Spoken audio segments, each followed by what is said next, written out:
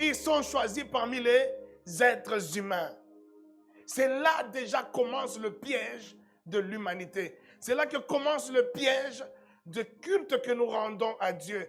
Le piège commence par le fait que nous regardons le sacrificateur, le grand prêtre, comme étant un homme comme toi, un homme choisi au milieu des hommes, un homme de la même nature que toi. Ça se trouve même que tu le connais personnellement. Ça se trouve que c'est ton père biologique, c'est ton grand frère, c'est ton petit frère, c'est ton ami, c'est ton cousin, c'est ton voisin, quelqu'un que tu connais. La difficulté commence à ce niveau-là parce qu'il a été choisi au milieu de vous. Le danger, c'était de croire que nous sommes en train de faire un cinéma. C'est de croire que quand tu vois des hommes ou des femmes se tenir devant d'autres hommes et commencer à parler de la part de Dieu et faire la sainte scène, lever une coupe, lever un pain, couper, manger ceci, dites amen.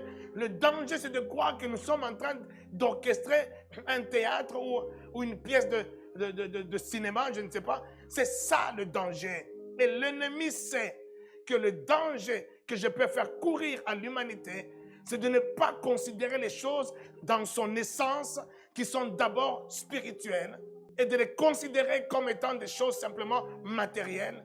Et là, quand tu considères les choses comme étant matérielles, tu prendras le sacrificateur, le souverain sacrificateur, le grand prêtre. Tu le prendras pour ton frère, pour ta soeur, pour ton ami, pour ton cousin. On a une culture d'insulter les sacrificateurs, de pointer du doigt les sacrificateurs. Oh, il a fait ça, vu, il a fait ceci. Et il y a un tel step de tel sacrificateur. Et tu te plais même d'avoir ça dans ton téléphone et de regarder ça. Il n'est pas en train de dire que le grand prêtre est exempt de faiblesse. Il n'est pas en train de dire que le pasteur, le berger, il est parfait. Non, il ne dit pas ça. Il ne lui demande même pas d'être parfait. Parce qu'il sait qu'il ne peut pas être parfait. La perfection n'est pas de ce monde. La perfection n'est pas du physique. La perfection est du ciel. La perfection est de l'esprit. Il dit, ce grand prêtre, lui-même, il a des faiblesses. Encore le danger qui nous guette, c'est de voir que les pasteurs ont des faiblesses et de se mettre à les minimiser, de se mettre à les diminuer, parce qu'on a vu une faiblesse dans un pasteur. Il est sacrificateur. Il est établi par Dieu pour servir Dieu en ta faveur. Et toi, tu te moques de lui.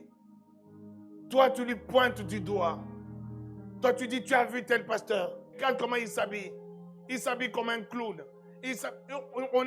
On décortique tout de la vie du sacrificateur.